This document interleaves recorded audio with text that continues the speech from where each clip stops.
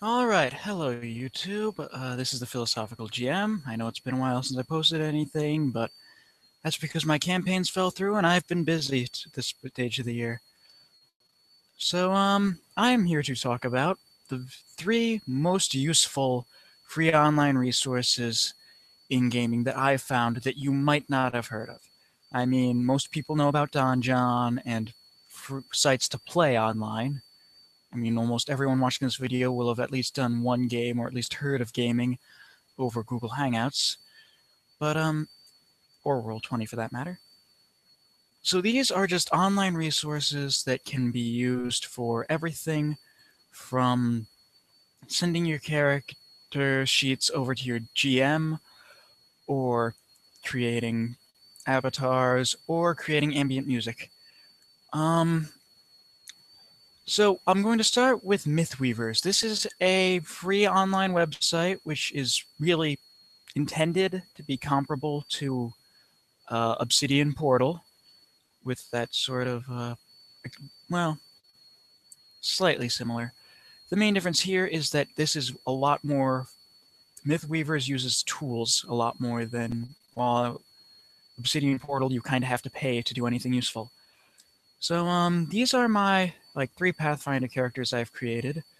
I don't have too much experience with other kinds of sheets, but they've got a freaking long list of the different sheets. So you can name your characters, you can actually clone characters you've already done if you want to keep track of different things, or you want to level up a character for a one shot, but you also want to keep the original character. Anything you might want to do. So we are going to name this character Test, and he will not be a private character. One of the most useful things about Mythweavers is that you do not have to have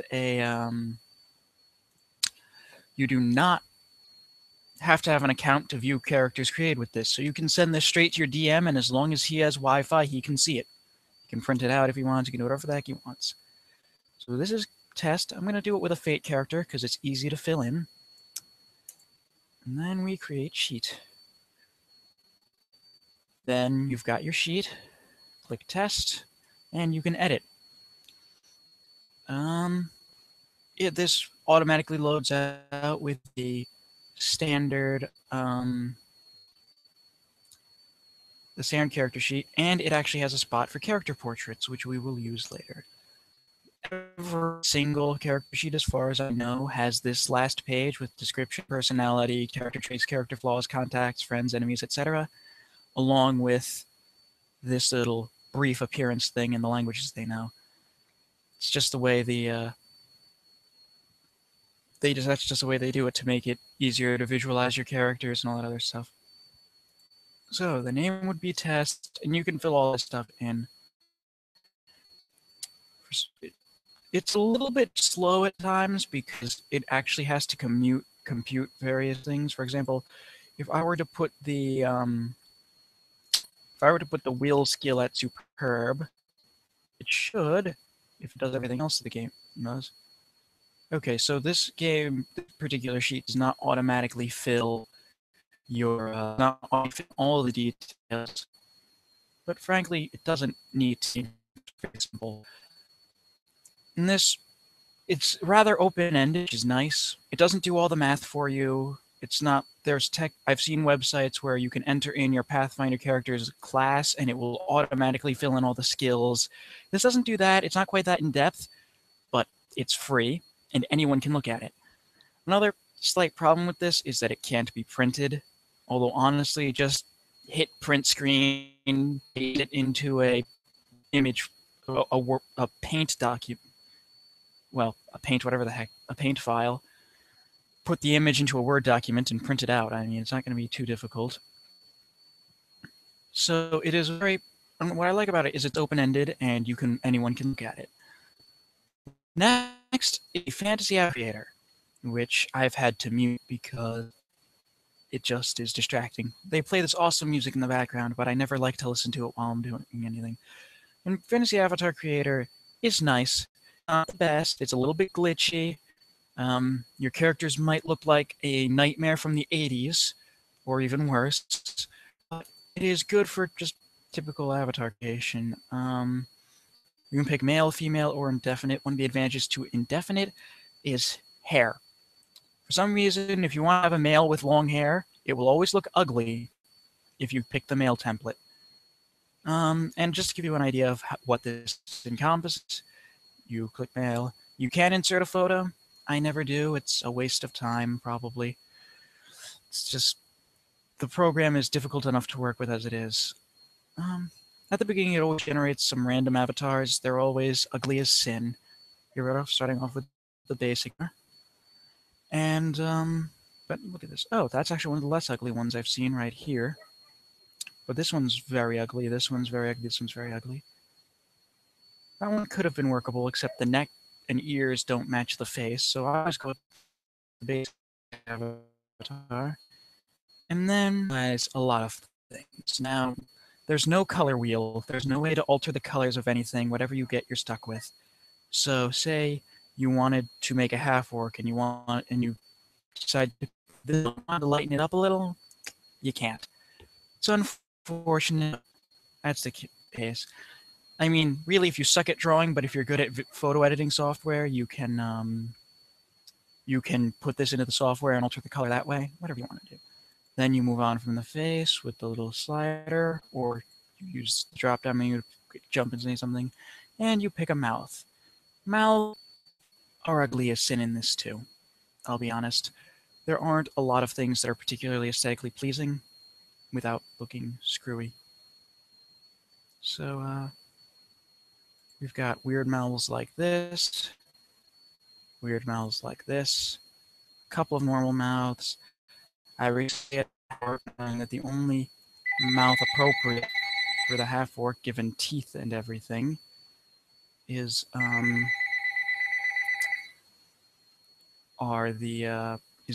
underbite ugly looking thing. Give me a second.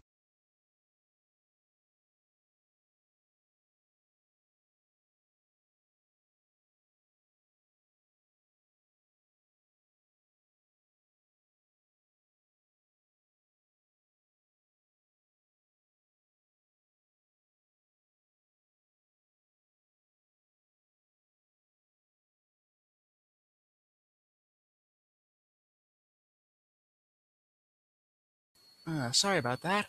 Hopefully that wasn't long enough to make you stop watching. But, yes, then we move on to... Sorry, I skipped ahead. Then we move on a few to the color. You can get away with it with some of the eyes. Some of the eyes don't look that bad when you switch colors, but mouths, you have to stick with the color. And speaking of eyes, you've got some really freaking weird ones like this. You got some slightly less weird ones like this. But just about all you have any particularly good looking. And then beyond eyes, I'm just going to go randomly through these. You don't need to see a full character creation. You can give him a beard. You can give him a nose, which is good. You can also press the nose if you want to make Voldemort. And then, hair. You have to be careful with hair because hair tends to glitch. Not, but it can. Headdress is just anything. I'll give him this weird cultish looking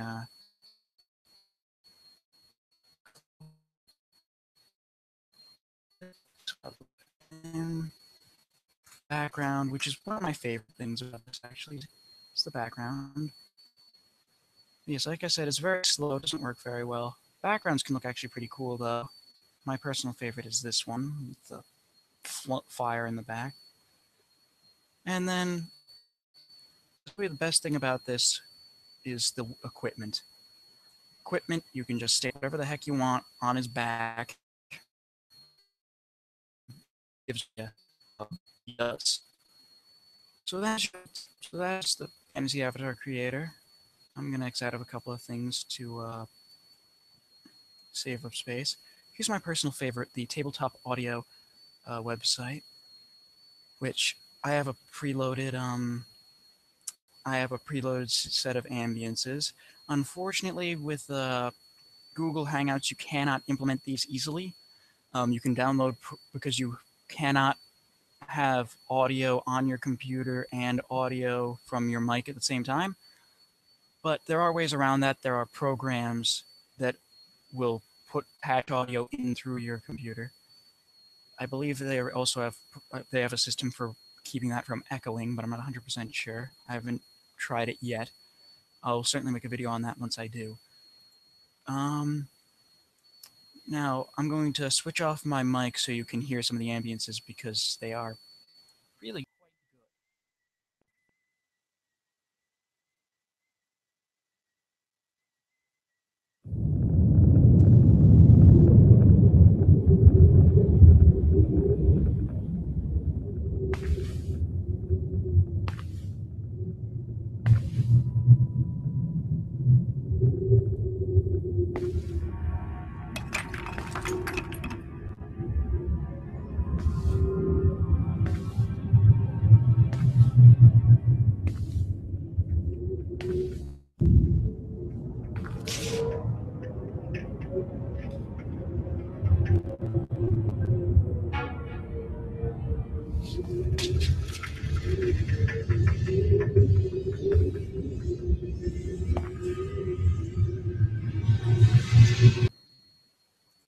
Now, unfortunately, uh, it is. There are no really good combat themes. I mean, monster attack is decent, uh, but even the ones that sound like they should be really good monster sounds don't work so well. But they keep adding new ones. Colosseum is fairly new. Uh, so ultimately, you do wind up with a lot of options, a lot of cool sounds. Some of them aren't quite typed. They're not typed out very well. They don't sound like what they should sound like. The Slaughtered Ox is actually one of my favorites because it turns out it's a tavern. The Slaughtered Ox, however, when I first found it, I thought it was like a sacrificial thing until I actually listened to it and read the description. Unfortunately, there aren't a whole ton of good, there aren't a whole ton of really good ambiances, but they're pretty damn good, and they're free. And that's it for this video. These are all the free online resources. Uh, if you have any questions about any other resources, or if you want to know how to do other things for free, I know a number of different other ones, but these are the ones that I find the most useful and the ones you're least likely to just come upon. So, yeah, thanks for watching. Sorry for the little break there. Uh, and keep on gaming, have fun with it, and yeah, keep this hobby going. Signing off.